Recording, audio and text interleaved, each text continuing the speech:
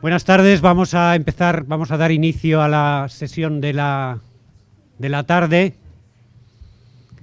y vamos a intentar empezar puntuales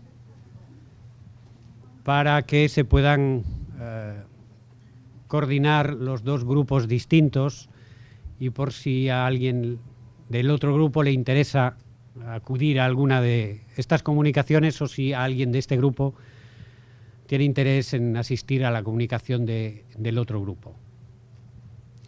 En esta mesa son tres ponentes: Ieda Alves, Manuel Mesías, que no está presente, quiero que Ieda Alves nos leerá su comunicación, y Adam Ringwick. Voy a darle la palabra en primer lugar a Ieda Alves, de la Universidad de Sao Paulo, que nos presentará su comunicación sobre formas de mediação na terminologia da economia do português brasileiro, do empréstimo para a equivalência, a explotação e a definição. Ieda. Então, boa tarde. Então, o meu trabalho, ele vai, que eu chamei Formas de Mediação na Terminologia da Economia do Português Brasileiro. Então, é um trabalho que vai enfatizar a vulgarização científica, né? Terminologia da economia em corpos de o que a gente chama de divulgação, mas que talvez em França seja mais conhecido por vulgarização. Bom, então aqui eu vou mostrar o objetivo da apresentação, o corpus que eu vou utilizar, fazer uma breve apresentação dos empréstimos que são empregados na terminologia da economia. Depois falar sobre a mediação terminológica. E na segunda parte, então, utilizar, a partir de dois termos vindos do inglês, mostrar como ocorre o que eu estou chamando aqui, vou chamar de mediação na terminologia da economia em corpos de divulgação. Então, o objetivo vai ser o estudo das formas de mediação relativas a empréstimos empregados na terminologia da economia em um corpus de divulgação.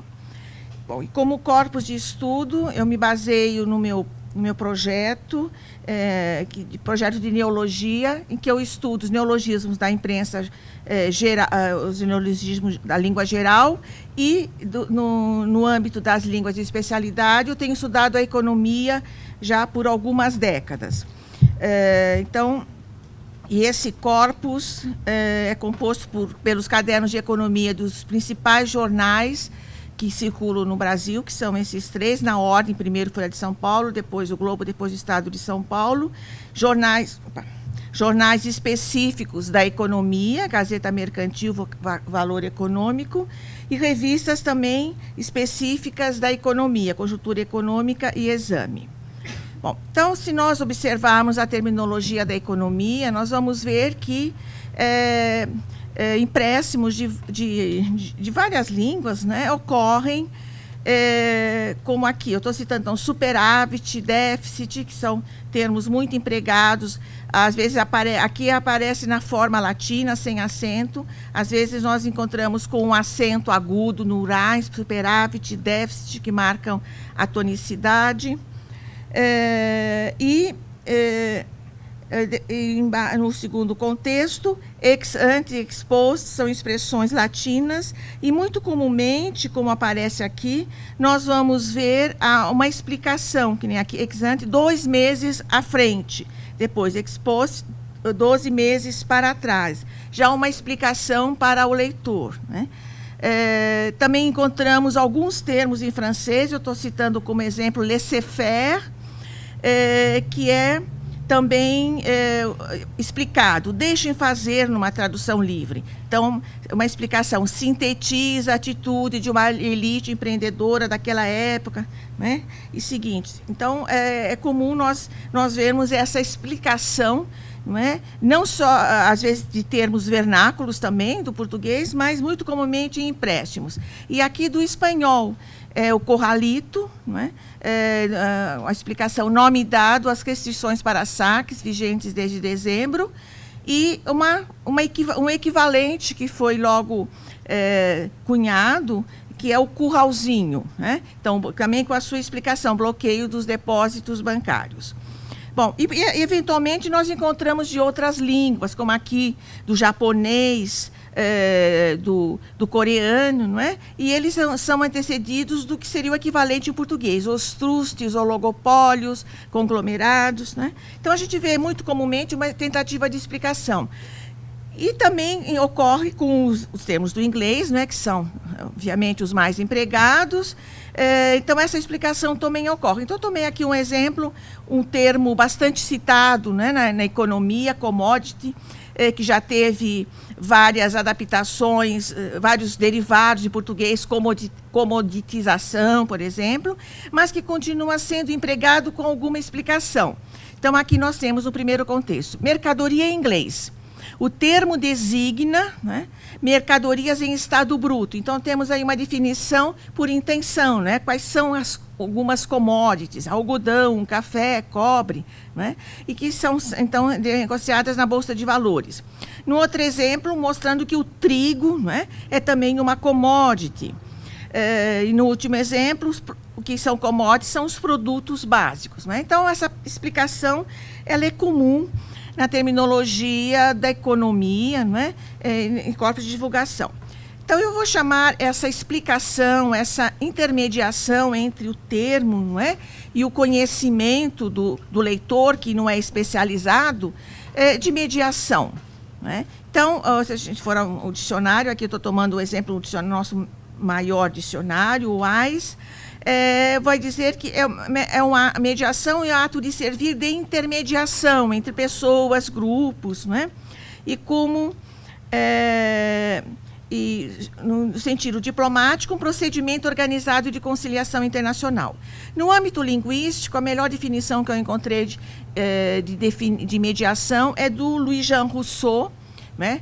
que tem contribuído muito, não é? Com a Realitaire, que ele vai dizer que se poderia definir a mediação linguística como toda atividade de comunicação necessitando a transformação ou adaptação de uma mensagem falada ou escrita de maneira a torná-la inteligível a um público-alvo numa situação linguística determinada.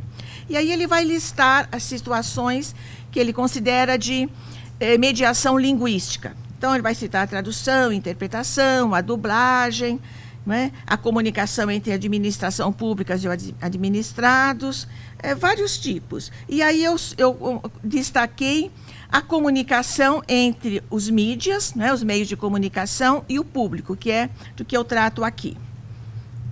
Bom, então, e para esse estudo específico sobre a mediação, eu peguei do corpus da economia, né, que eu tenho formado, apenas 2 jornais, Folha de São Paulo e O Globo, analisados durante os 5 anos, janeiro de 2010 a 2014, apenas a seção de economia. E aí tomei 2 termos, aftermarket e spread, né, para observar como é que ocorre essa mediação. E aqui eu também queria ressaltar que o jornal Folha de São Paulo, que é o que mais circula, ele tem um manual de redação. E nesse manual de redação, a gente já vê uma preocupação dos editores para a compreensão dos leitores. Então, algumas áreas de especialidade, como o direito, a economia, existem mais umas 2, agora não estou lembrada, elas vão ter um glossário, né, em que o jornalista deve, quando ele vai usar certos termos que estão nesse glossário, ele necessariamente precisa colocar uma tradução. Então, para spread, é assim que aparece no manual, em azul, necessariamente ele deve vir com uma explicação, que é uma definição. Então, uma definição até boa de spread, diferença entre o valor de compra e valor de venda, entre juro cobrado no empréstimo e juro pago na aplicação, entre taxa de empréstimo e sobretaxa cobrado pelo risco, etc. E aftermarket, o outro termo estudado, não consta. Bom, então, nesse período que eu estudei esses 2 termos, de 2010 a 2015, nós vemos que spread é muito mais empregado, né, do que... Então, aqui apenas para mostrar, sim, o número de ocorrências. Então, o spread vai ter mais de 400, enquanto o aftermarket vai ter cerca de 100. Bom, o que a gente observa? O termo spread. Então, nessa primeira coluna de ocorrências, eu coloquei o termo quando ele aparece sem nenhuma explicação, sem nenhuma intermediação, nenhum equivalente, nem nada. Apenas ele é citado, por exemplo, no spread ou spread. E aqui, quando há uma equivalência, quando há uma pequena definição, que eu estou chamando de explicação, e depois uma definição. Aftermarket também nós temos mais ou menos o mesmo resultado, proporcionalmente, não é? Então, à esquerda, só apenas as ocorrências, nenhuma equivalência, um pouco de explicação e em alguns casos, de definição. Bom, o que eu estou considerando mediação, os tipos de mediação? Por equivalência, não é? Quando nós temos o termo em inglês e uma tradução do português. Então, spread, lucro. Não é? Isso, na verdade, é muito raro. No aftermarket, eu não achei nenhum caso propriamente de equivalência. Então, agora, alguns exemplos de uma definição por explicação, que eu estou chamando de explicação, uma pequena definição. Então, nós vamos ter aqui no aftermarket. Qual seria a explicação? Um pregão estendido, o que não é propriamente uma definição, eu acho, né? E depois, no spread, aqui chamado spread bancário, o chamado lucro dos empréstimos. Eu considero aí, nesses casos, uma explicação. E vamos ter muito mais, então, a mediação por uma tentativa já de definição. Então, vamos aqui, o spread. Como é que é definido? Diferença entre o custo de captação dos bancos e a taxa cobrada do tomador. Depois nós vamos ver. Então, aqui nós temos a definição entre parênteses.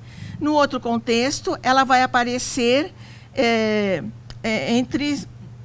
entre travessões. Né? Diferença entre o custo de captação e a taxa cobrada pelos bancos aos clientes.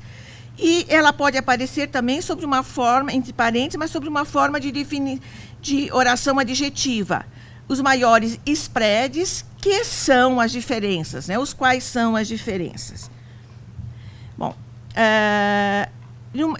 um exemplo do aftermarket, de definição, negociação eletrônica que ocorre depois do fechamento do pregão regular. Então, acho que aqui nós já temos uma definição, né, com o termo genérico definição eletrônica. Bom, aqui eu quero mostrar que, às vezes, essa mediação ela se faz assim de formas diferentes. Então, o spread é geralmente definido como diferença, o termo genérico, que é o que aparece também no caso da Folha de São Paulo, no manual de uso, não é, para os jornalistas. Nesse outro caso, o que é o spread? É uma taxa adicional do banco. Né? Não fala em diferença, mas fala em taxa adicional. E aqui, no terceiro contexto, o spread bancário, uma parcela que inclui o lucro e o custo das instituições, por exemplo. Então, há diferentes formas, não é, de se mostrar essa mediação. E aqui temos também uma definição que, às vezes, também aparece num discurso jornalístico de divulgação. Então, seria o que o Sager vai dizer que é uma definição por implicação. Vai mostrando o que é o spread, né?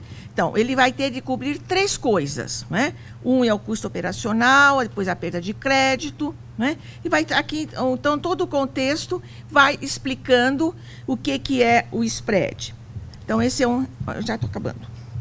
Bom, então, como observações finais, não é? Primeiramente, a gente observa, em relação aos jornalistas da Folha de São Paulo, que nem sempre os jornalistas seguem o manual de redação, que nem sempre eles empregam uma definição que o jornal diz que deve ser obrigatória, né? Que o manual diz que deve ser obrigatória. Os equivalentes, que são muito poucos, tendem a representar o termo genérico, mas, às vezes, por serem muito genéricos, nem sempre são claros para o leitor especializado. Por exemplo, spread, lucro. Né? É um lucro, mas de que forma que ele é obtido? Isso não aparece só dizendo que é o lucro.